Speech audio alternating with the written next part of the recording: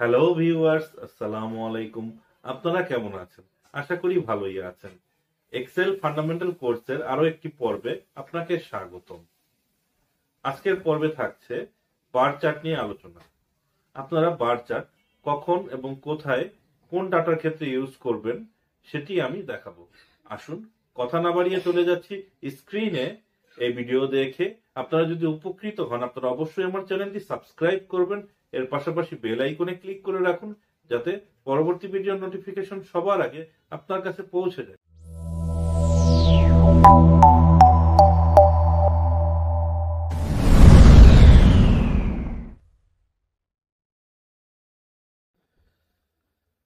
Bar chart শুরুতে আমরা দেখব ক্লাস্টার্ড বার চার্ট। এটি আপনারা কখন ব্যবহার করবেন? যখন ডেটা কম্পারিজন করবেন, ক্যাটাগরিক্যাল ডাটা প্রেজেন্টেশন করবেন, ranking or sorting data, length base comparison. তো example, survey responses by demographical group, sales by region, student grades by subject.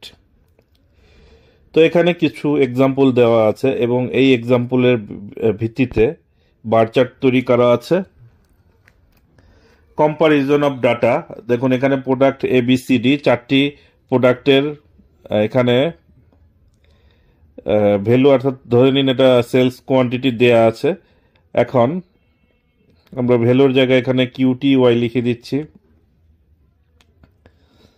অর্থাৎ চারটি প্রোডাক্টের সেলস কোয়ান্টিটি। তো এটা 2D ক্লাস্টার্ড বার চার্টের মাধ্যমে প্রেজেন্ট করলে কি কেমন দেখায় সেটা দেখুন।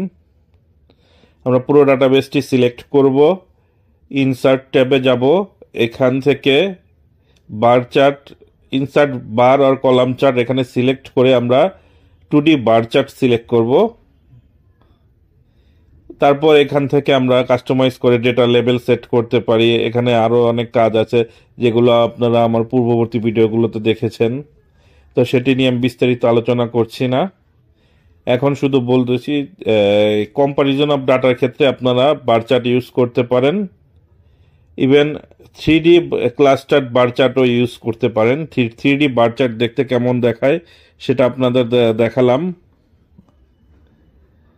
তো এভাবে আমরা যদি সেলস বাই রিজিয়ন, অর্থাৎ রিজিয়ন ওয়াইজ আমরা যদি সেলসটাকে প্রেজেন্ট করতে চাই, সেক্ষেত্রেও আমরা 2D বার চার্ট ব্যবহার করতে পারি। এখানে 2D বার চার্ট দেয়া আছে, যেগুলো বাই ডিফল্ট বা ইনবিল্ট বলতে পারেন।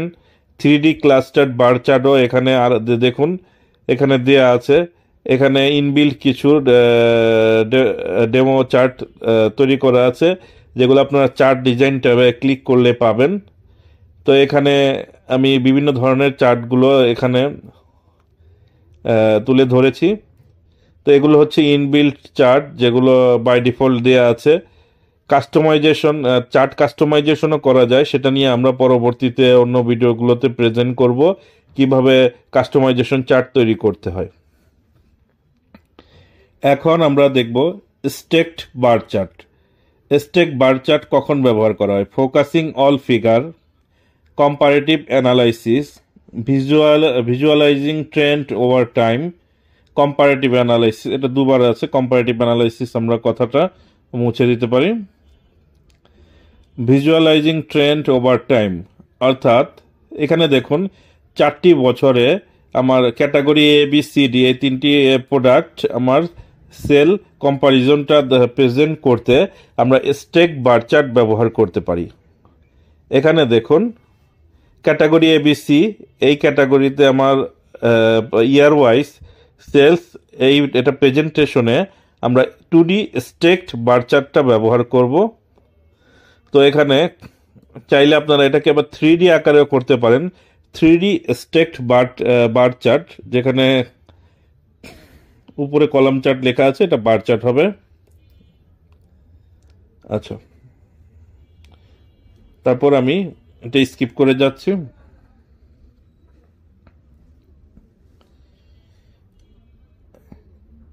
তারপর আমরা দেখব 100% স্টেকড বার চার্ট।